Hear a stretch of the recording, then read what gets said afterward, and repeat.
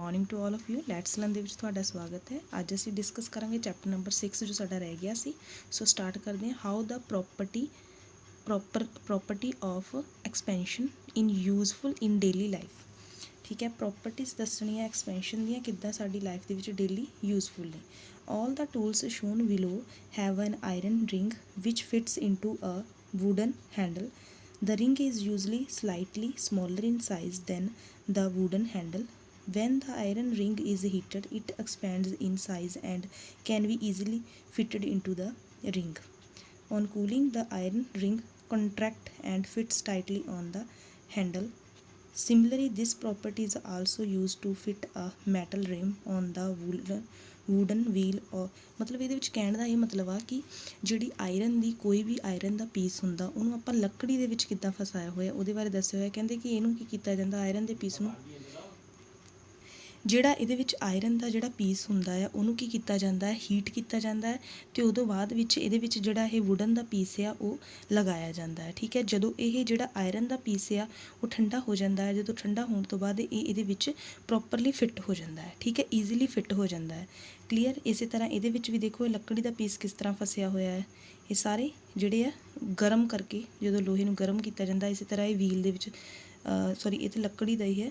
ਠੀਕ ਹੈ, ਇਹਦੇ ਵਿੱਚ ਇਹ ਸਾਰੇ ਜਿਹੜੇ ਆ ਇਹ ਥਰੂ ਆ ਹੀਟ ਦੇ ਨਾਲ ਹੀ ਕੀਤੇ ਗਏ, ਇਹਦੇ ਵਿੱਚ ਇਹੀ ਦੱਸਿਆ ਹੋਇਆ। ਨੈਕਸਟ ਉਸ ਤੋਂ ਬਾਅਦ ਆ ਗਿਆ ਬਰਨਿੰਗ।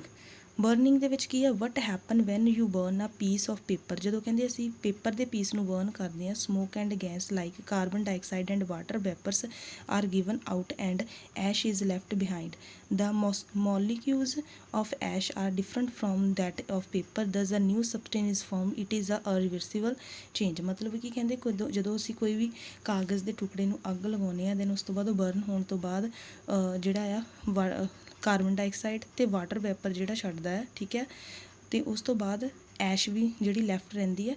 ਸੋ ਇਹਦੇ ਵਿੱਚ ਆਪਣੇ ਕੋਲ ਨਿਊ ਸਬਸਟੈਂਸ ਜਿਹੜਾ ਆ ਉਹ ਕ੍ਰੀਏਟ ਨਹੀਂ ਹੁੰਦਾ ਹੈਗਾ। ਠੀਕ ਹੈ, ਨਿਊ ਸਬਸਟੈਂਸ ਜਿਹੜਾ ਨਿਊ ਸਬਸਟੈਂਸ ਜਿਹੜਾ ਬਣਦਾ ਆ। ਠੀਕ ਹੈ, ਨਿਊ ਸਬਸਟੈਂਸ ਬਣਦਾ ਹੈ। ਠੀਕ ਹੈ, ਸੋ ਇਹ ਕੀ ਹੈ, ਅਰਿਵਰਸੀਬਲ ਚੇਂਜ ਹੈ। ਮਤਲਬ ਕਹਿੰਦਾ ਕਿ ਇਹਦੇ ਵਿੱਚ ਆਪਾਂ ਰਿਵਰਸੀਬਲ ਜਿਹੜਾ ਪੜ੍ਹਿਆ ਸੀਗਾ ਕਿ ਉਹਦੇ ਵਿੱਚ ਆਪਾਂ ਜਿਹੜੀਆਂ ਚੀਜ਼ਾਂ ਆ ਉਹਨਾਂ ਨੂੰ ਦੁਬਾਰਾ ਰਿਵਰਸ ਕਰਕੇ ਉਸੇ ਪੋਜੀਸ਼ਨ 'ਚ ਲਿਆ ਸਕਦੇ ਹਾਂ। ਇਰੀਵਰਸੀਬਲ ਦੇ ਵਿੱਚ ਪਹਿਲਾਂ ਵਾਲੀ ਪੋਜੀਸ਼ਨ ਨਹੀਂ ਆਉਂਦੀ। ਕਾਗਜ਼ ਨੂੰ ਜਲਾਤਾ ਉਹ ਰਾਖ ਬਣ ਜਾਏਗੀ, ਉਹ ਪਹਿਲਾਂ ਵਾਲੀ ਪੋਜੀਸ਼ਨ 'ਚ ਨਹੀਂ ਆਏਗੀ। ਠੀਕ ਹੈ, ਉਸ ਤੋਂ ਬਾਅਦ ਇਹ ਮੈਚਅਪਸ ਦੇਖੋ, ਇਹ ਮੈਂ ਤੁਹਾਨੂੰ ਬਾਅਦ ਵਿੱਚ ਕਰਾਵਾਂਗੀ।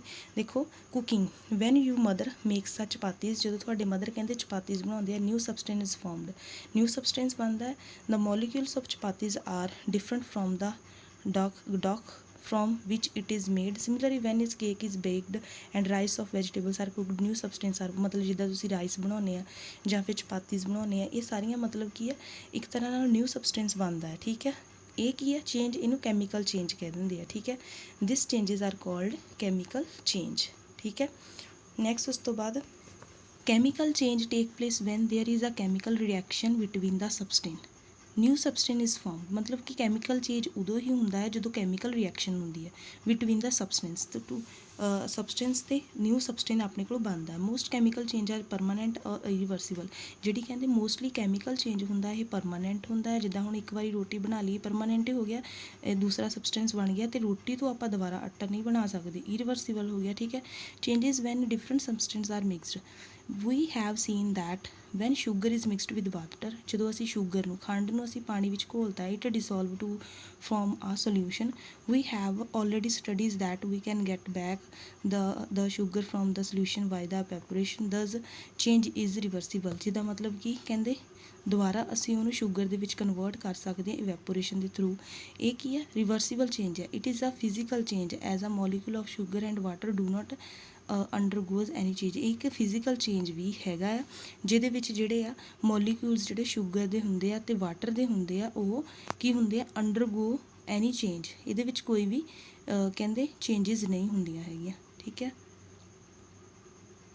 next thus we see that heating and mixing of substance bring about a change. Some of the changes are reversible and some ਇੱਥੋਂ ਅਸੀਂ ਇਹ ਦੇਖਿਆ ਕਿ ਹੀਟਿੰਗ ਜਾਂ ਮਿਕਸਿੰਗ ਕਰਨ ਤੋਂ ਬਾਅਦ ਕੁਝ ਚੀਜ਼ਾਂ ਰਿਵਰਸੀਬਲ ਹੋ ਜਾਂਦੀਆਂ ਅਤੇ ਕੁਝ ਇਰੀਵਰਸੀਬਲ ਹੋ ਜਾਂਦੀਆਂ। ਠੀਕ ਹੈ, ਸੋ ਇਹਦੇ ਵਿੱਚ ਅਸੀਂ ਕੀ ਪੜ੍ਹਿਆ, ਦੇਖੋ ਸਭ ਤੋਂ ਪਹਿਲਾਂ ਤਾਂ ਅਸੀਂ ਦੇਖੋ ਸਮਰੀ ਦੇ ਵਿੱਚ ਤੁਹਾਨੂੰ ਜ਼ਿਆਦਾ ਕਲੀਅਰ ਹੋ ਜਾਊਗਾ। ਚੇਂਜਸ ਟੇਕਸ ਪਲੇ ਅਰਾਊਂਡ ਅਸ ਆਲ ਦਾ ਟਾਈਮ।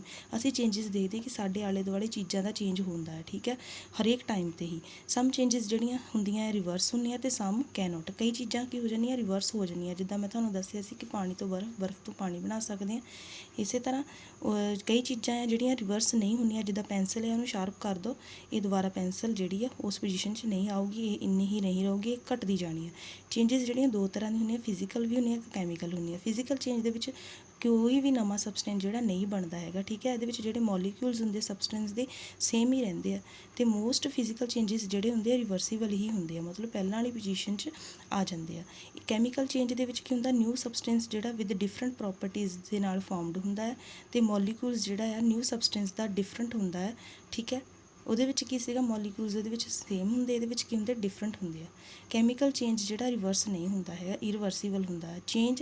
ਚੇਂਜ ਮੇ ਅਕਰ ਬਾਈ ਹੀਟਿੰਗ ਦੇ ਨਾਲ ਵੀ ਕਰ ਸਕਦੇ ਹਾਂ ਆਪਾਂ ਚੇਂਜ, ਜਾਂ ਫਿਰ ਮਿਕਸਿੰਗਸ ਦੇ ਨਾਲ ਵੀ ਕਰ ਸਕਦੇ ਹਾਂ।